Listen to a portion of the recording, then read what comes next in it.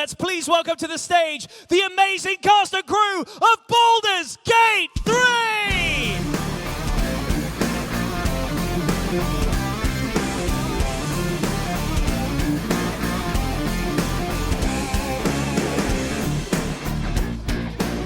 The cast and crew of Baldur's Gate 3, everyone! We're doing it, it's real. Goodness me. Now that's an audience reaction. Hello everyone, how are we doing? We're good. We're gonna have to sort of share the mics around. I think backstage someone said, pretend you're all friends and share the microphones, but we're all here together. So, welcome to MCM. Have any of you guys done any of these shows before? That's a no. No. No? We could not resist. Because we've had some of the other members of the Baldur's Gate 3 cast here before. We've had Devra, we've had Neil, we've had Jennifer English. Who? I don't think, no one's ever heard of them. No one cares about Astarion or anyone like that, do they? Oh, oh wow, booze. I was joking, please don't hurt me. Okay, so guys, I was playing Baldur's Gate last night. I am on Twitch. And cheeky plug! Thank you very much. What's your handle? What's your username? I'm afraid I dumped Astarion from my gathering party. How dare you? And I think I should exit this room now for fear of reprisals. Well, guys, I think the first thing we should do, because there's what I believe is referred to as a shit ton of you, we should try and go down and introduce yourselves to a wonderful audience so they know who you are and the part you play in this magnificent masterpiece. Why don't we start with you? Hello. My name's Beth Park. I was the... Hello. I was the senior voice director and senior casting director. Worked on it for 4.5 goddamn years of my life. And, yep, that's probably all you need to know. The squirrel. And I was also the squirrel that you can kick. But we don't talk about that, because it's very traumatic for me.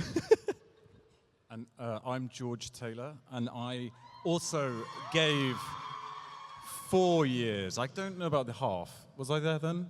Can't remember. But at least 4 goddamn years. And I was very lucky to play Roland. Woo!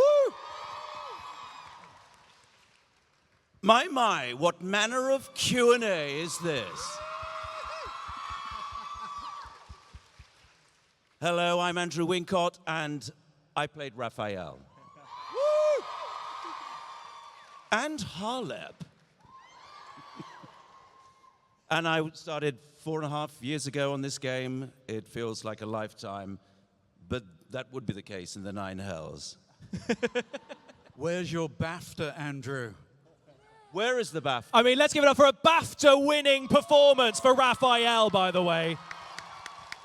Here's a question. As a BAFTA winner, do you get a title? You know when you get a degree, your so-and-so says a BSc. Do we have to call you my lord or anything of the such? Your honor? Your worship? Put BA after my name, but I've already got one of those. So. I'm going to change title with you as we go through, your honor. BAF. And we'll move on to the other sofa. Hello, I'm sofa number 2. I'm Kirsty Gillmore, and I was one of the voice and performance directors, and I worked on it for almost 4 years. Hello, I'm Tilly Steele. I was a voice director on the game, and also act in it, just through nepotism, I guess. Not true, definitely not true. I did have to audition, but I did beg also. And a big fan of the Baldur's Gate series, so this is great for me. When we were backstage, Tilly said to me, I met Beth at a birthday party, and that was it. I went, there's got to be more to the story than that. No? Okay. My mistake. Yeah, I mean, we just got on, didn't we? And then it was actually Jennifer English's birthday party, because we started like DMing on Instagram during lockdown. And then we just hit it off, and I was like, by the way, I'm a massive fan of Baldur's Gate, and I think that was not what you were expecting me to say, right? I was like, oh, okay, well, you could come along if you want and just come and see what it's like, because I didn't really think that was a big deal, but turns out to me it was. Actually was. I spent many years playing Baldur's Gate 2 alone in my room for many years, so it was a big deal for me. So. Right, Josh, over to you. Hi, my name is Josh Weeden, and I was the lead voice and casting director on Baldur's Gate 3, working on it for just over 5 years. So from the ground up, Wow. the very beginning to the bitter end. The bitter end. Goodness. And then last but certainly not least. My name is Neil, not Newborn. No, my name's Neil Newborn. Neil, I almost did say it then, didn't I? Darling. My name's Neil Roberts, and I play the vicious Dark Urge. And I do...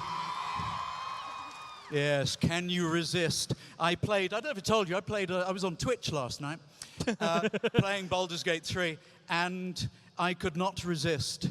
I tried to kick a squirrel, but I missed, and instead, apparently, I destroyed everyone in the grove or something. Yeah. People didn't think I'd survive, but I did. But my son said I'm on easy mode. So when I get home tonight, I'm going to put honor mode on. Yes! And I have ADHD and never stop talking. One of the best things about doing these panels is the frenzy that the amazing audience have for every single one of you and the part you played in this. Josh, Beth, let's talk about this because you guys started this very early on and you were part of the casting for it. So when something like this is lifting off the ground, as you put, what are sort of the foundation things? Were you part of just sort of reading this 2 million word script kind of thing and going, we've got to cast some of these parts? Well, yeah, I mean, there's a big... When you do video games, there is... there's thousands of characters you need to associate and actually find people to play. Obviously, you can't cast them all individually. Thank you very much indeed. As a voice director, I have terrible mic technique because those who can't do direct. So we actually just broke it down by type. We needed to find a bunch of tieflings, needed to find a bunch of elves, and then we sent out very sort of like generic, hey guys, we're making this fantasy thing, casting packs off, and got tapes from every actor under the sun in the UK, and then just started finding the ones we liked best. Yeah, I mean, we didn't actually have a full script when we first started it. I mean, we didn't have anything like a full script. When we started directing the origin characters, we didn't know what their story was at all. We had a vibe for each one, and then we're kind of like, okay, let's just fulfill this kind of fairly loose brief. And then over the years, as we were working on it, we were like, my God, that's what happens to Shadowheart. Just over the years, the story was revealed to us as Larian were writing it, which was interesting. But am I right in thinking that they adapted some of the dialogue depending on what the actors were actually giving them? That does happen more often than you think with evolving games, where once writers hear the words coming out of their performers' mouths, everything gets shaped around that, and suddenly the performances flow more naturally as there's that synergy between the writing and the performance. And our cast brought so much to every single role that it made it a joy for the writers, from what I understand. If you've made it to the epilogue, you might notice that there's a few sort of things that Shadowheart says, for example, which perhaps the actor might have said in interviews, which then got written into the script for the epilogue. Oh, really? Like that. Oh, Yeah. that's brilliant. I also love the way that you set that up, by the way, saying we sort of didn't know much. I like the idea of that elevator pitch meeting. They're going, dice, go on. And then you have even more going, a sexy vampire. I'm listening. Tell me more. I can see if we can cast this character. He wasn't always a sexy vampire, though. What was he before? He was a tiefling before. Oh, wow. When we cast Neil, he was red and had big horns. The character, not Neil. Yeah. I mean, Neil's a very no one has changed been guy now. impressive, but yeah.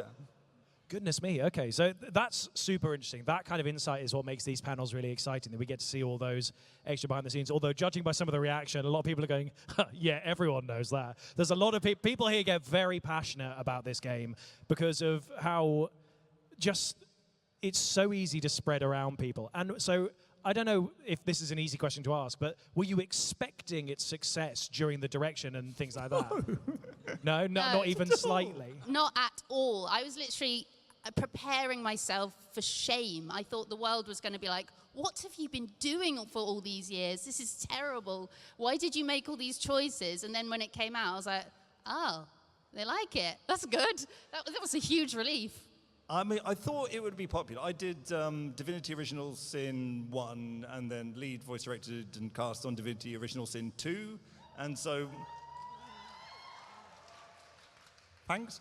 But I kind of expected this to be around the same size. When, oh, cool, you know, top down, you know, isometric, RPG, fancy game. You know, there's an audience there, it'll be a hoot. But then this all happened, which is not your average day. I mean, it truly is astounding. And what's really interesting, so I'm going to say 2 years ago, maybe at the end of 2022, I did a panel, a very small panel on the live stage with maybe 30 people in the audience tops with Neil and Jennifer, because people had heard of the game, but now look at this.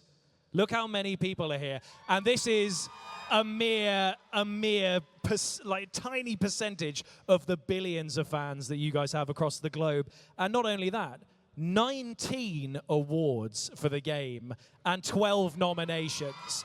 That is just incredible. And so as these things started coming in more and more and more, do you ever get used to that when you guys are part of such award-winning games? Do you ever go, oh yeah, just another one?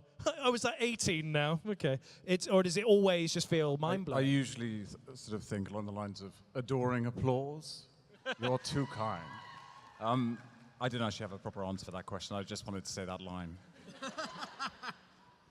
Andrew, were you expecting it? Sorry. No, I didn't expect the success of this game at all. No, it was just, we just sort of turned up for every recording session and had a great time and felt lucky to be doing it, and, you know, great interaction with everybody, really. So it was a joyful job, but the early release gave some indication back in August 20, was it, that something was special, but, you know, we're some way still to travel, and phenomenal. No, it's just constantly surprising to me just how successful this game is, and you know how it reaches out to people and how people reach out to it and reach back to us. You know, I'm so touched by everybody's enjoyment, the way they respect the game, enjoy the game, are inspired by the game. No, it's really, really humbling. Had no idea about it. It's very special, and thank you. That felt like we got acceptance speech 2.0 there. That was very heartfelt. Yeah, I've got another 4.5 minutes to go. Shall we? Let's just wrap it up there, shall we? Give it up. Well, I mean, let's hear more about the direction. What are some of the challenges that you face while you're directing a game like this? I mean, obviously, building up from the ground up is always going to be a challenge, and helping craft a world through the direction. But what are some of the things that people maybe don't consider that are really, really tough? I mean, this game in particular, this has been said a number of times, but I'm going to say it again, is that almost every single one of our actors did both voice and mocap performance simultaneously. So it wasn't just voice performance, although there was a lot of voice performance in the game. Almost with the exception of the animals. Yeah, no animals or anything. No animals were mocap. That was the rule. Yeah, but we weren't allowed to stick tentacles on people. We did ask. Yeah, but you know, every single one of our, I think on release it was 248 actors. Does that sound about right? So over 248 actors. Good grief. Over 2,000 characters. Wow. So, and every single one of those was, apart from the animals, was voice and mocapped. So we were asking actors to come in and do not just the voice, but also to physically enact their characters at the same time. And as directors, that was incredibly exciting. And as actors, it was very exciting for you as well. But it meant we had a lot of people, a lot of actors who had never done mocap before. So on top of all the normal challenges that come with, you know, creating the world and building it and, you know, being able to sort of paint pictures for, you know, and act and react in a space where you're by yourself and you can't see anything and you are supposed to be talking to someone but they're not physically there. On top of that, we had all the technical requirements for mocap as well. So we had very specific rules that people had to follow, and our beautiful, wonderful, incredibly talented actors had to keep all of that in their heads at the same time. I know, even you, Neil, even you. I think that was both exciting and a challenge for us as directors and also as the actors as well. And that was unlike any other game I'd ever worked on before. The way that we captured so much dialogue in that kind of format. yeah, it was really exciting, and it gave us a lot to think about, and it was really tiring. We were all very tired by the end of it. Because you've worked on as a director on other games and produced other games as well, but also from my research, you've done sound design and sound editing. Is that right? Yes. Did you do any for this? No. Oh, okay. No. I thought I was going to get a nice tidbit. You were going to go that. No. Yes, no. that sound of kicking the squirrel was all me. No, that was me. No. Just to direct on that. No, my sound design work is mainly for if there's any Audible, like audio drama fans out there, the Sandman audio drama series on Audible, I was one of the sound designers for that. So wow. That's probably the biggest name thing I've worked on in terms of sound design. This sounds like a weird question on the back of that. Do you think that helps you with directing for things like voices, having done the other roles outside of production, especially when it's going to be something like, obviously mocap has more, but when it's voice recording and things, do you think having a knowledge of sound design and things in any way assists that, or are they kind of unrelated? It makes me a good technical director, I think. I can really pick up when things technically, vocally, there's vocal issues or something technical has gone wrong. And also I have a good idea of how something will sit in the mix. So having to say to an actor, actually we need this to have more energy, we need this to be louder, because at this point there's going to be music, there's going to be sound effects, there's going to be a hell of a lot going on, and your voice will need to cut through. Because I've worked on very big games like Call of Duty, the Call of Duty series, where everything is shouted, or very shouted. And so, you've always kind of got that ear for actually these things are going on.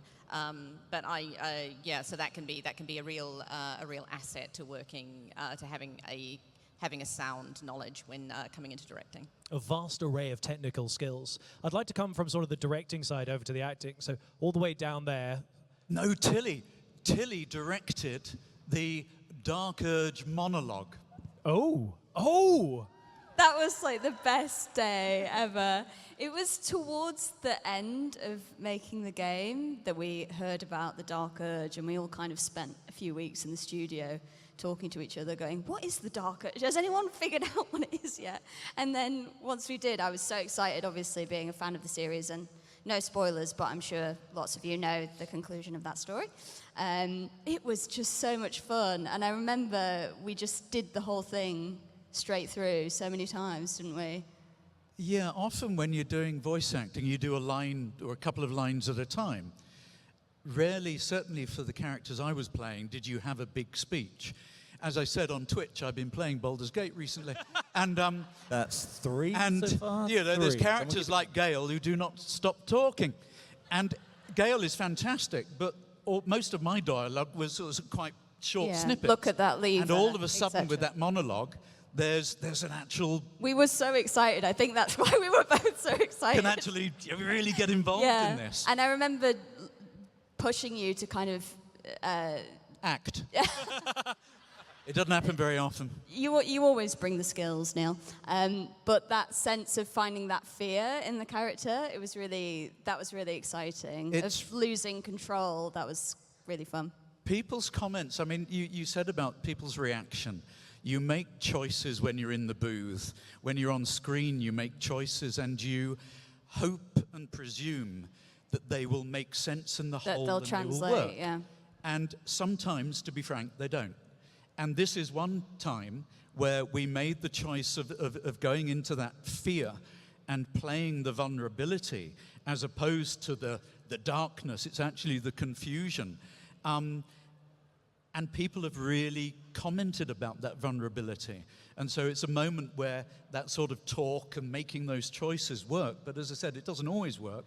But having that sort of reaction on YouTube, there's actually 2 million views for the Dark Urge monologue, where it says, this actor deserves a raise. Yes. My agent did email Larian. It didn't seem to make a lot of difference because I've already recorded it by then. Sorry. Well, actually, Neil, I sort of wanted to ask a couple of other things, because am I right in saying you did TAV 5 as well as Dark Urge? I am TAV 5 and Dark Urge, yes.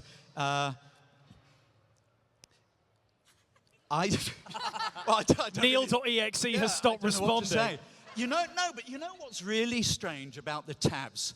I was speaking to some fans recently and was trying to work out, why do you choose one voice as opposed to another? And some people were saying, well, I create a character that has a certain emotion and a feeling, and therefore you choose a tab voice that goes with that. Others are choosing it because it's almost reflects their own voice or emotion. And I think it was terribly difficult for the tabs, because we didn't have things like Astarion, etc., where you have a character, you have a picture.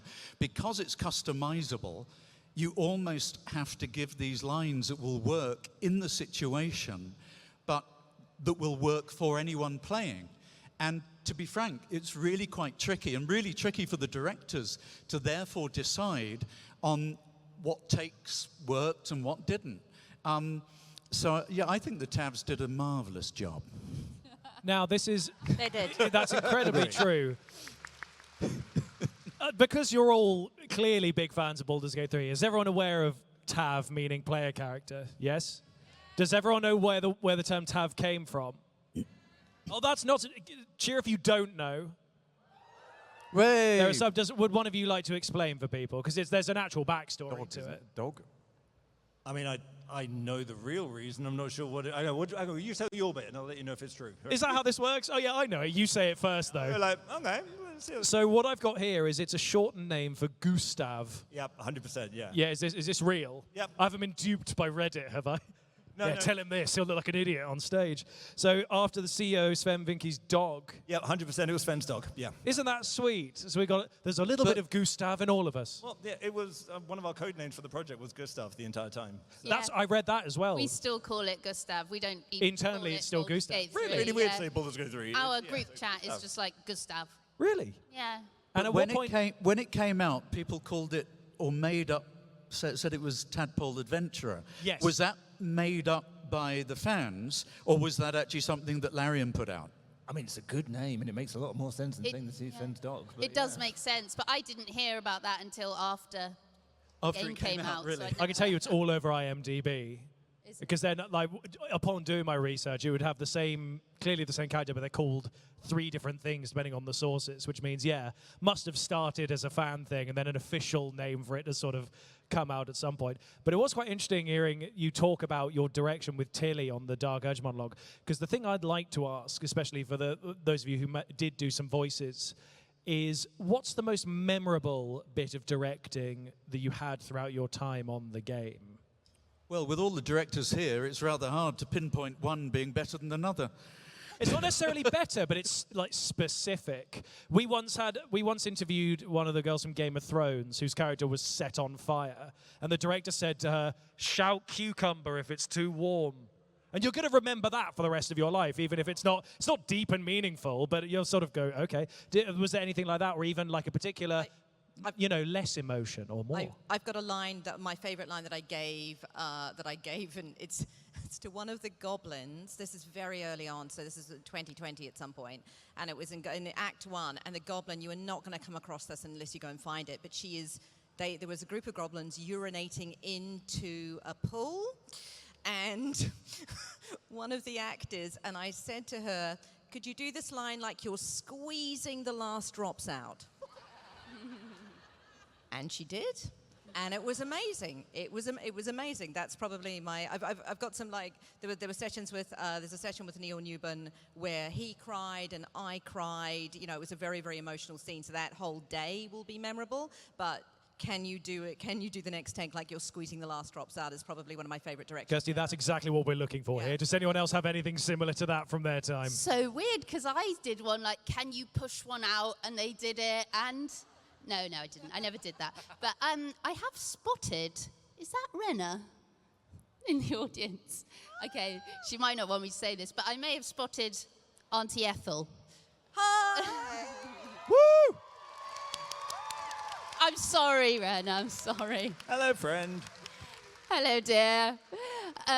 Maybe I'll mention an Auntie Ethel session. I can...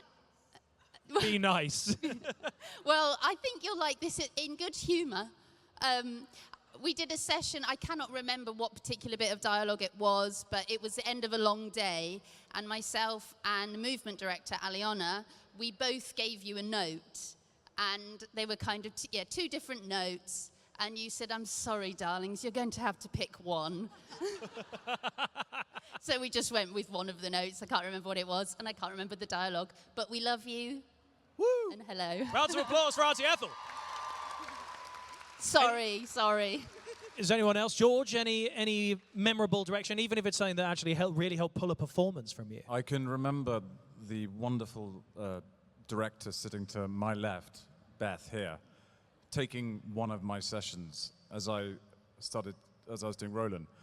And I think it's very interesting. I think I'm the only goblin here, aren't I? Is anyone? I did do goblin. I am also a goblin.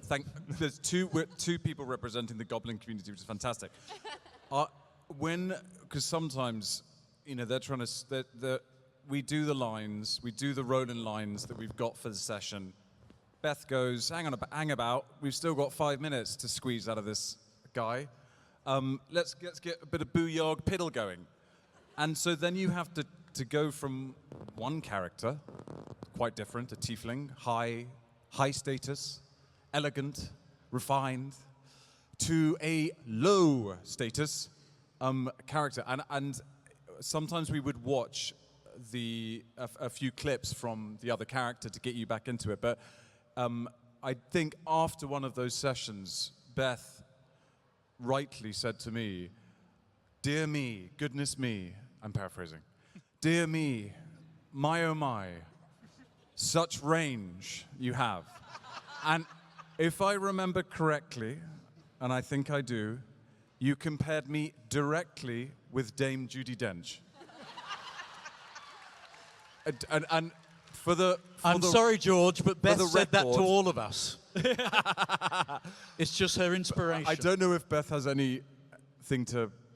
Well, the only thing I can say is I think you might have repeated that story back to me over 10 or 15 times. So I believe it to be true. Or perhaps you have just mentioned the fact that I compared you to Dame Judi so many times. So you don't I remember believe it, it's Beth. true. You've just heard it so many times from George, it is now true.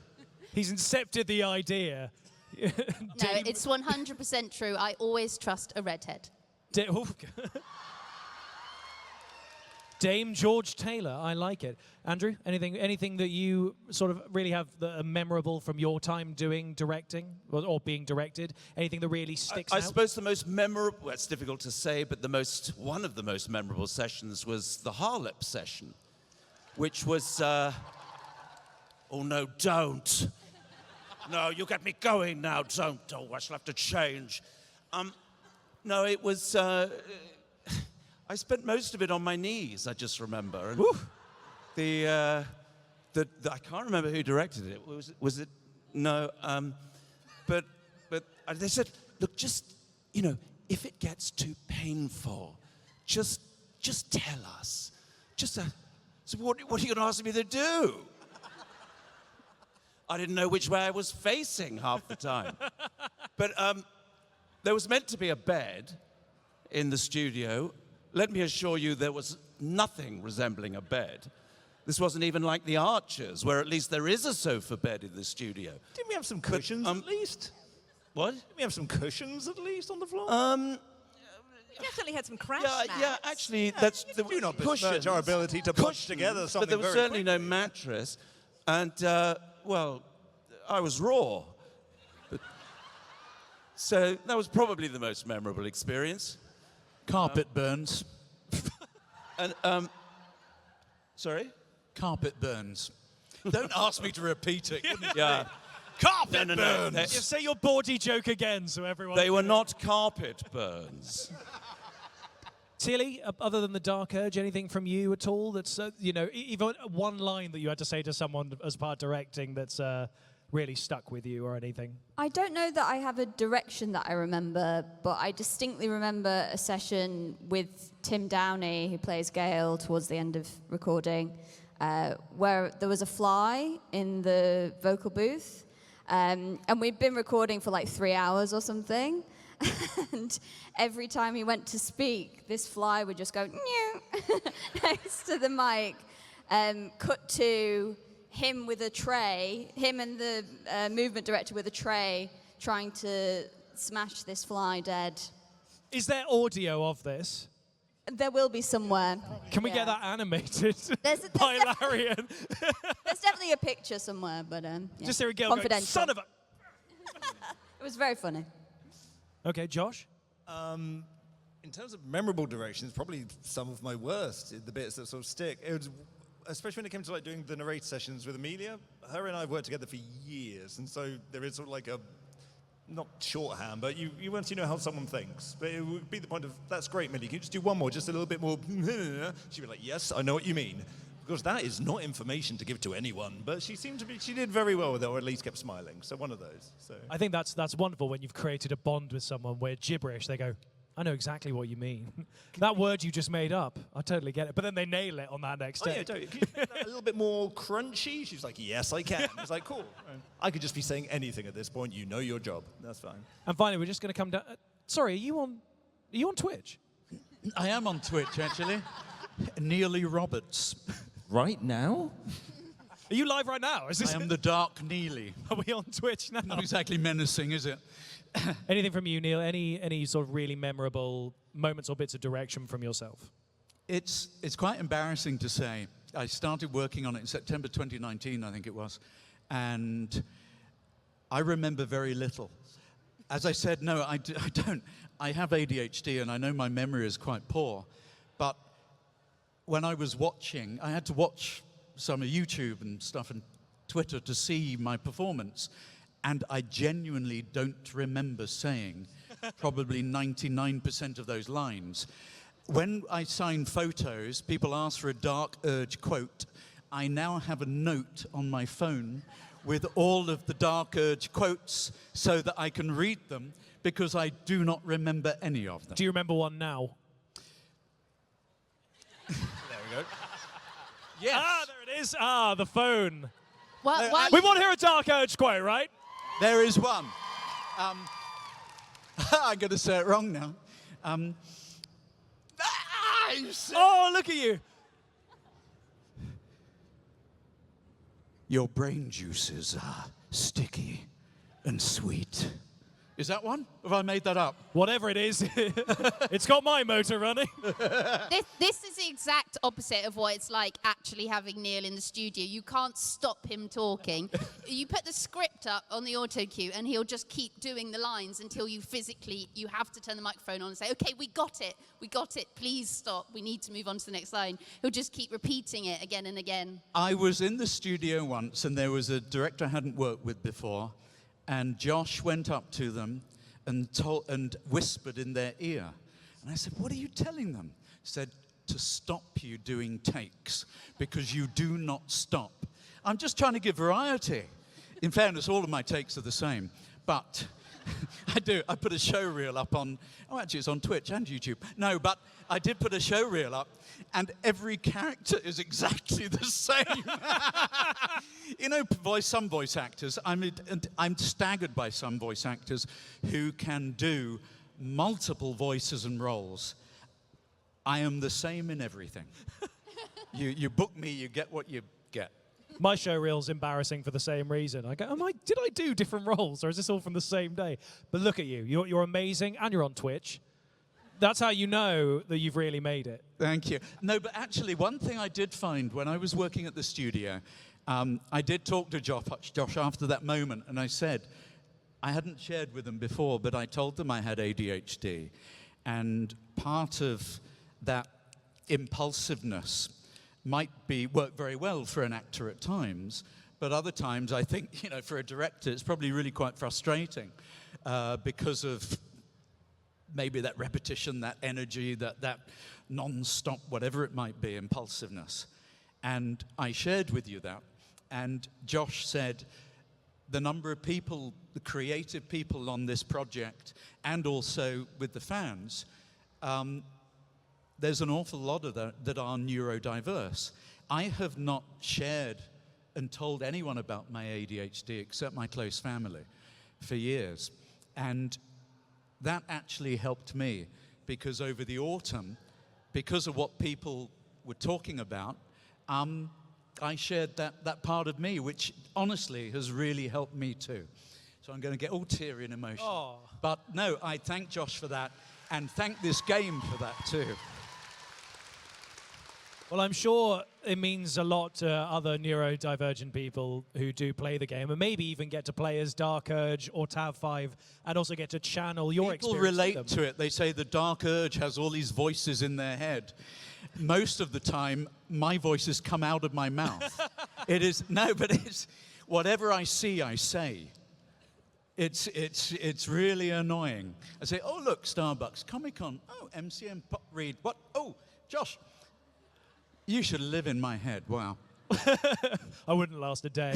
But I've got one more thing that I want to ask you. But while we do this, if any of you would like to ask questions to our amazing panel, you can see that there are, please go calmly, slowly, and carefully minding those around you. Is there a second microphone over there? So there's a microphone on this side and a microphone on this side. You can ask anything, I guess. Maybe I don't say that. You can ask something to our wonderful panel, but please do come and line up because we're going to spend the last portion of this mostly doing that. But I'm just going to ask our panel one more thing for them to all go through. So, because obviously this game has been such a success, and we've said multiple times that the community have fallen so head over heels in love with everything that all of you have individually brought to this. Do you have anything that you would like to say to the community on a personal level that if you also did a voice in the game that you would like to deliver as that character? That's a really complicatedly worded thing. Do a funny voice and say something nice. Is that more condensed? Yeah, I'm trying to remember how Timber the squirrel talks. It's kind of like me, I think. I'm not kicking you to make this happen, by the way. Yeah, I'm very method. I'm going to need someone to kick me. Oh, that's a lot to ask. That's it. That's how it sounded. No, it's going to be just cheesy. Can I just say in my own voice? Please. It is honestly amazing to have you guys invested in the game and so excited about something that we spent so many years working on quietly, and to have all you guys loving the work and being part of the community is honestly just incredible. So sorry I didn't do it in Timber voice. That's all right. But I love you all. George? Yeah, I'm not very good at these sort of things, but it is sometimes, I think, if we're honest, as creatives, and I know from hearing from some of the amazing people that I've had the pleasure and luck to hear from, as Andrew said so eloquently, the community is astonishing, and it has been, working as an actor, voice actor, you have moments where you have to, really keep going. It's all in the perseverance and the self-belief, and it can be quite a lonely profession as well, because you spend so much of it, working on your own. And the energy, the love, the support, the openness from, and what the game's done for so many people, and to have been a part of that is incredible. So just a very, very sincere thank you very much. Andrew, your lordship? I've already said how humbling it is to be part of something so special as this. And as George says, the community is amazing. I just say thank you, and please keep being inspired, keep being creative. It's been a joy. It's been very special to be a part of this game. And please do drop by the House of Hope soon, won't you? Woo! Kirsty, coming over to you. Adding my thanks to everyone else's, and just to say that I don't know whether a lot of fans realize this, but this, as someone who's worked on a lot of games, this is really quite special. The support that the community and the fans have put behind our actors and the creators of the game. You've really brought voice and performance acting, you've really highlighted it, you've made it something that people really take notice of, and obviously voice acting has been around for a long time, but the level of support that the community has had for our brilliant actors and for all the creatives behind it has really brought our art and the art that we love working on into the limelight. And I would like to thank everybody for that, because it's made a huge difference to all of the actors involved and all of the creatives behind in the game, and it will make a huge difference to the quality of voice and performance acting in games going forward as well. So thank you so much for your support, and please keep playing the game and keep supporting really great performance in games. Tilly, Tilly, Tilly, Tilly. Just a magical experience, really, from beginning to end, and quite special to begin it with a small group of people in a room in Croydon, and for it to now be this is absolutely, yeah, magical. And just building off what you said about kind of the spotlight being put on people and put on the actors in the game, it's been really, really cool seeing actors like Andrew, Neil, Tracy Wiles, Dave Jones kind of get their flowers as actors who've been hustling. Renner, who've been, you know, working as brilliant, you know, jobbing actors for years, and to kind of see them get that spotlight is really wonderful. So thank you, guys. Josh? I think I can honestly say that everyone who worked on this in every capacity, from like creatives like our entire delightful cast, to all our directors, to our pre-production, post-production teams, mocap techs, audio engineers, we all worked really bloody hard on this for so many years, and as well, obviously, with everyone involved, Alarian sort of putting their heart and soul into this project, and to the reception that it's received from you lovely people, especially for voice, and it's just overwhelming. It is honestly really, really delightful. So just thank you so much for supporting it in the way you have. It's very satisfying. Thank you. And last but not least, twitch.tv/Neil Roberts. I play squash in Ierdon Chronicles. Oh, sorry. Kiss, kiss, and kiss again. My trembling knife hand writes to all of you with love. There, that was yes. That was perfect. Round of applause that was there. That was it. There's no more. Very good, Neil. Thank you. And guys, thank you so much. This has been, I would sit here and talk to you for 2 hours, exhausting each and every one of you, but unfortunately we only have so much time, and obviously I want to try and make sure some of these amazing members of the community get to ask their questions. We have almost exactly 13 minutes left, and there are quite a lot of you, and because there's a lot of people on here, I'm going to see if we can try and keep it relatively quick so we can rattle through as many as possible. Beth, pick left or right? I'm going to go left because I saw you get there really fast. You did. You were up, I think, before I'd finished the sentence. Hi, I'm Zoe from Portugal. First off, I want to say congratulations to all of you. And my question was, after doing for 4 years voice work and motion cap, how was it, your first experience, seeing the project completed? And like in Neil's and George's case, experiencing the game for yourselves. In all honesty, on release day, we were actually on a different project altogether. So basically, we came out, we were midway through session, it was like, cool, we're on line 276. Oh, and that's been released. Way. I'm moving on to line 277. And it was like, that was the initial moment we had. And then after the fact, we got to experience everything.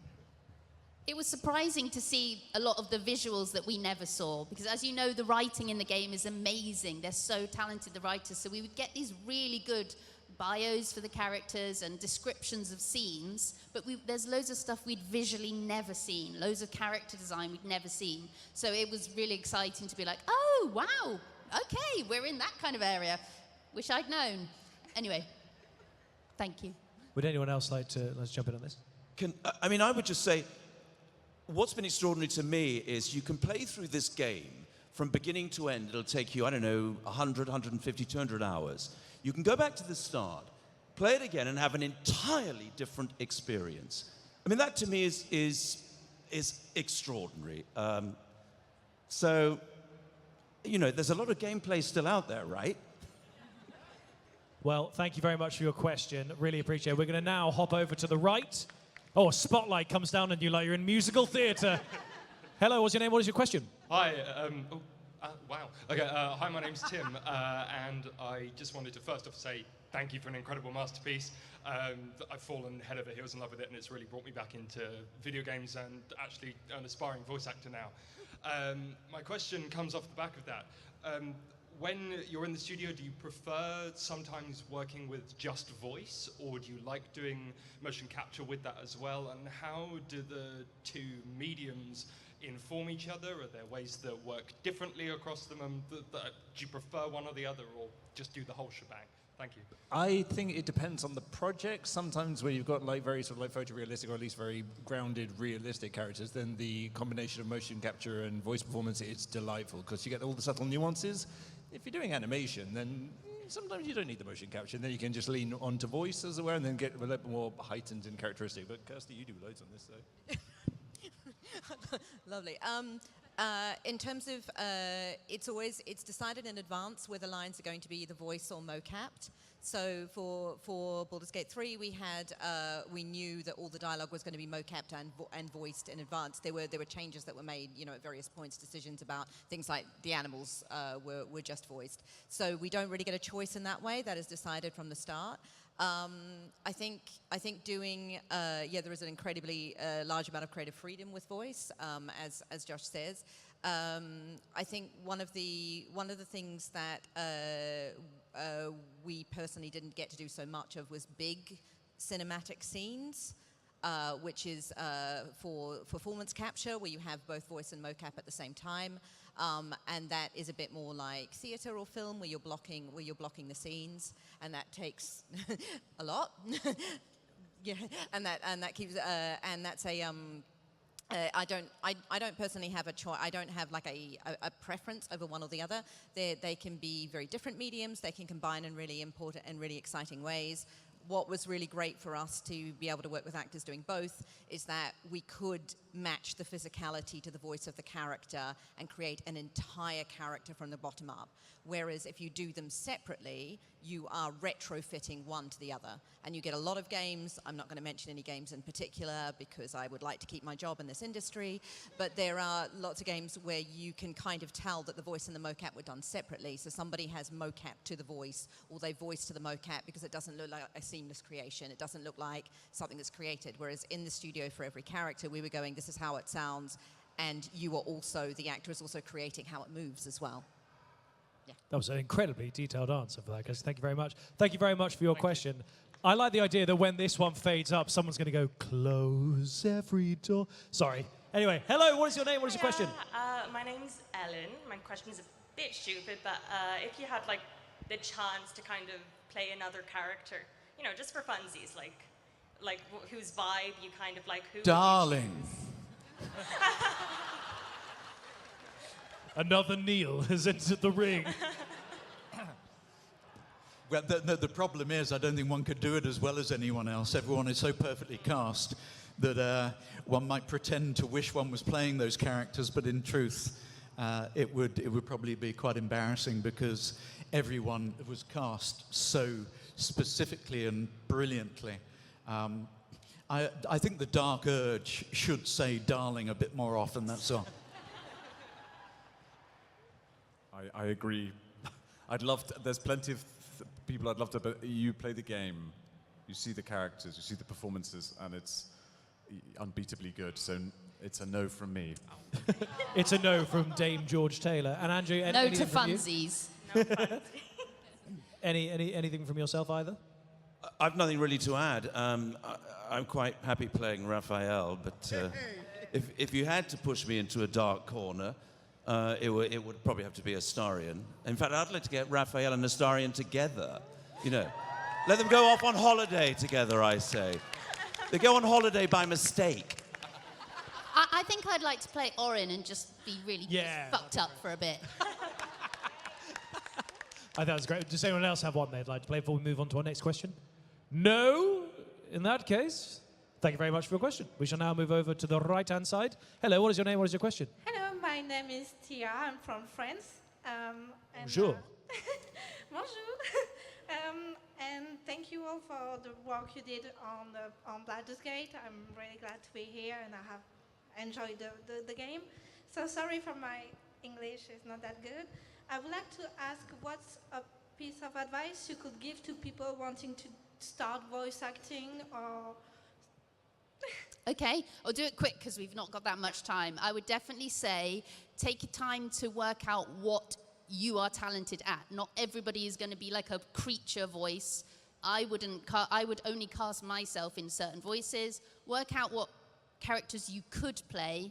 Get a really good reel. Don't half-ass it. Get it really good. Send it to agents, and just don't be like, oh, well, just quickly do a reel and just see what it's like. Like, do it properly. Do your research. Practice, and then do it, and then send it out to agents.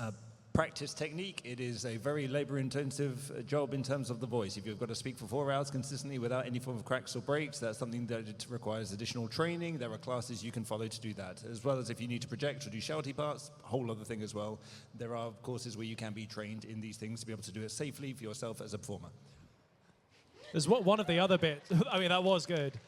One of the other bits that both Neil and Deborah said when it comes to this is, first and foremost, your acting. So you have to make sure that you know how to act. You can't just go, well, I bought a USB microphone, I can be in Baldur's Gate 4 now. So as long as you understand that and all the amazing advice here, we may see you in the next game. Can I suggest something? What you need to do... You're going to read this as the Dark Urge, is that what this is? You need to... Can you get off your Twitch account for 5 minutes, mate? You need to write to Josh and Beth at Suite 4, Metropolitan House, 38 to 40 High Street, Croydon, CRO 1YB. This is being filmed, by the way, live on the internet. Thanks for the doxing, I suppose. Is it too late to recast? I hope that helps you. Thank you so much for your question, though. We're now going to come over to the left-hand side. Hello. To be frank, it's the last time I'm going to end up in Croydon.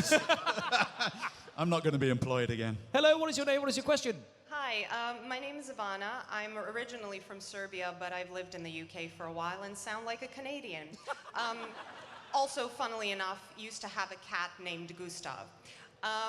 So my question is, since I'm an actress and I've done a little bit of producing and writing, so I am familiar with what it feels like to put something out into the world and then have it open and vulnerable to opinions. So what kind of sat with me since the beginning of the panel is what you said, Beth, about you were expecting shame, and that really hit me. So my question is, why? Was it a thing of,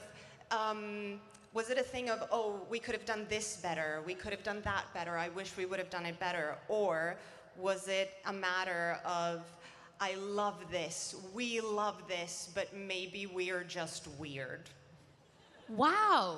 I mean, why? I think you probably have to ask my parents, first and foremost, why. No. Love my folks. It was just, there was so much for us to do. Sometimes it felt out of control. Like, okay, now I'm doing this character, now I'm doing this character, and we're jumping between Act 1, Act 3. And so you kind of feel like, oh, I think I lost a handle on that at certain points. But then when you actually watch it back, you're like, this is good. This is actually good. So I guess, as you'll relate to that, just doubt that you have as a creator, that you can, in the moment, you can think, yes, this is But working. surely, is it? One's a small part of this whole cog. And when the press pack came in July, and they showed those cities and the world, I had no idea that was what it was going to look like. And I think that you're working in such a small space, you have to trust that everything else will go well. But there are so many things, so many games. Lord of the Rings Gollum, that I did a year or two ago. But you've done films that you think, oh, this is great, this is going to be wonderful. It then comes out and it genuinely isn't. And so, however great you think your small part within this whole is, it's really difficult to believe that everything will come together, because so often in the creative world that doesn't happen. And maybe that's part of what's special about this, is that every single element came together and was absolutely brilliant. But it rarely happens. So I think my default also is obviously blaming my parents. But even though I have no idea where I'm from.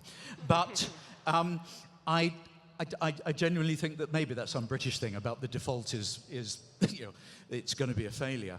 But I do think when you don't see the whole, it's really hard to know, ultimately, whether this is actually going to be good or not. So I think that's part of the surprise, because it's, wow, we weren't actually expecting every single part to be brilliant. That's my view. I mean, I can think of no better place to end this panel than with as good a words as that about how amazing the whole project was. I'm so sorry that we didn't get to all of you, because some of these questions really required really interesting, detailed answers from our wonderful panel. But thank you, all of you. Remember, there is another Baldur's Gate 3 panel this weekend, which I know, Neil, you're on Sunday. So if you guys want to see more of this, you can come back on Sunday for even more. But give it up for your amazing cast and crew of Baldur's Gate 3, everyone!